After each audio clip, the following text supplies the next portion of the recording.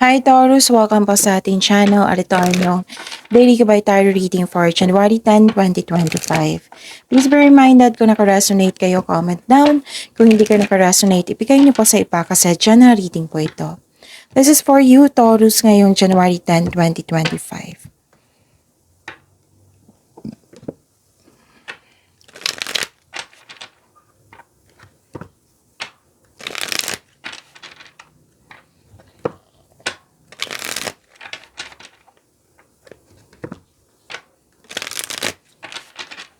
Para po ito sa inyo, Taurus, ngayong January 10, 2025. Maraming salamat po sa inyong patuloy na suporta at maraming salamat din po sa mga hindi nag-skip ng ads.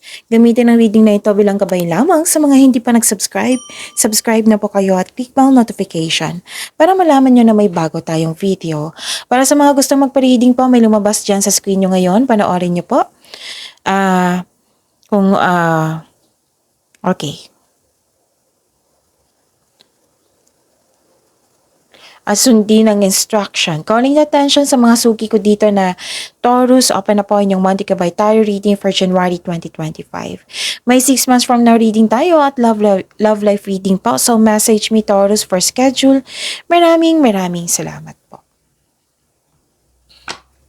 Spirits Guide, mga ganap pa para kay Taurus ngayong January 10, 2025. I need 3 cards po.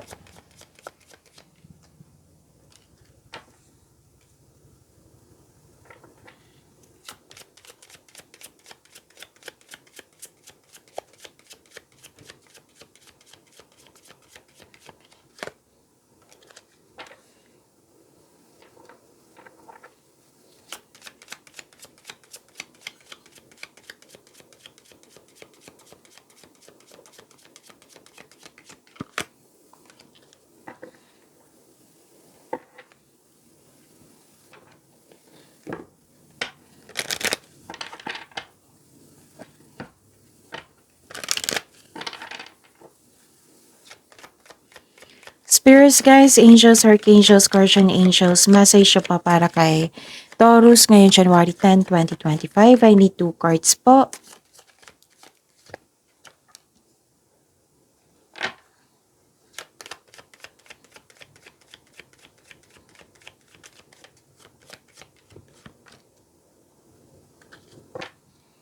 Okay.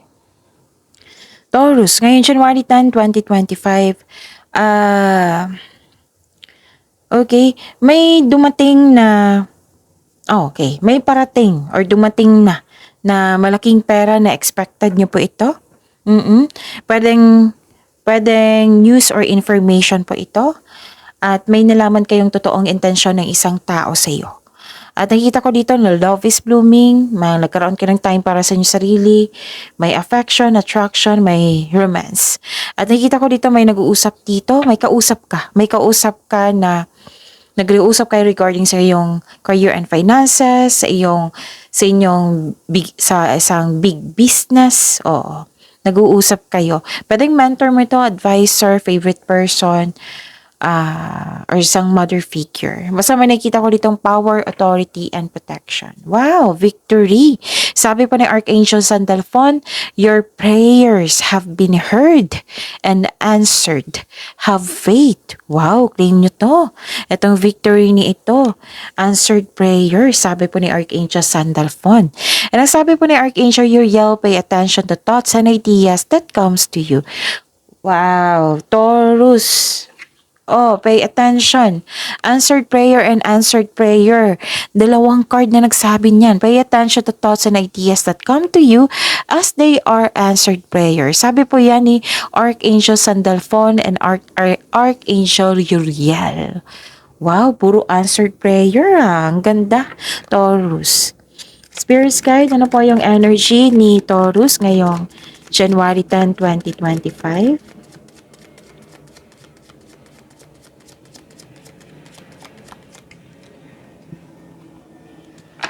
And the clarification of this card po.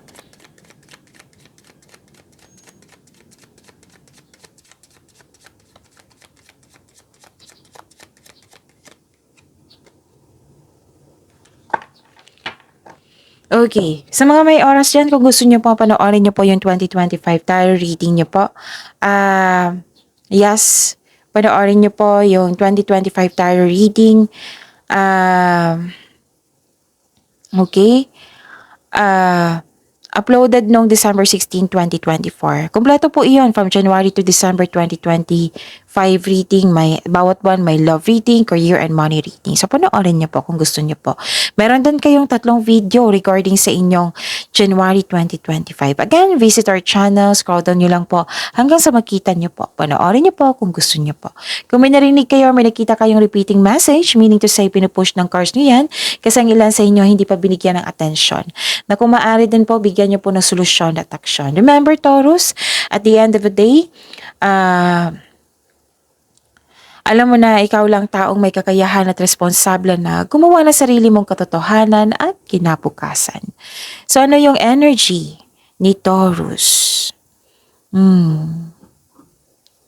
Nakita ko dito na nagkaroon po ng okay, may insecurity ako nakikita dito na may tao na nagseselos, insecure, may mahilig magmanipula. Oo. So, makinig kayo sa inyong intuition, sabi po ng card nyo. Kung hindi nyo pa alam kung paano mag-connect sa inyong intuition, isearch nyo po sa Google on how to connect to your intuition kasi maraming paraan yan. So, ang advice po dito, time to reconnect to yourself, listen to your intuition, and redirect your energies. Okay? And nakita ko rin dito na nagkaroon po ng may challenge kayo ngayon sa isang grupo ng tao. And I consider this is your family or malapit sa iyo yung pwedeng grupo ng tao dito na group of friends mo or family mo.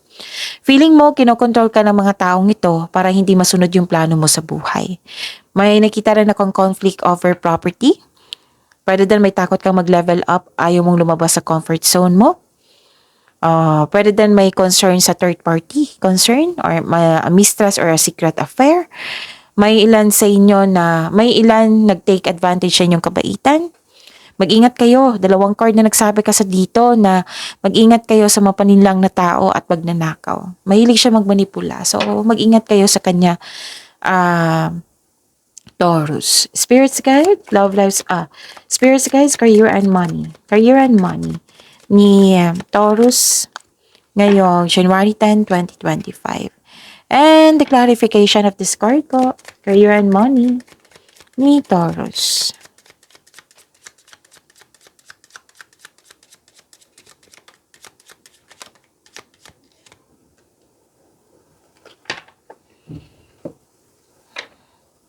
Okay.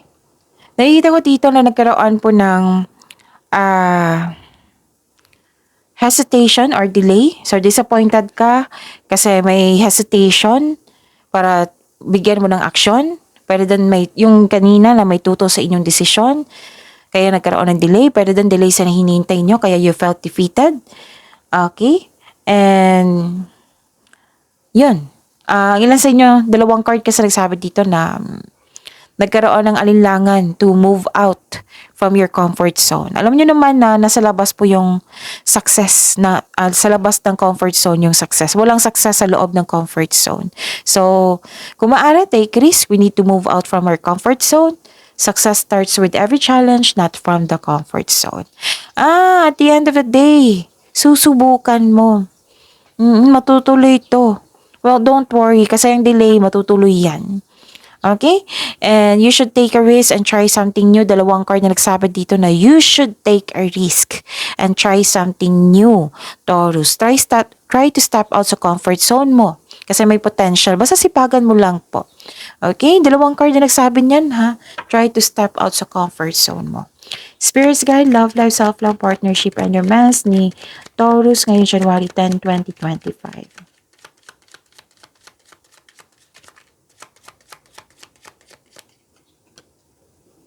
The clarification of this card po.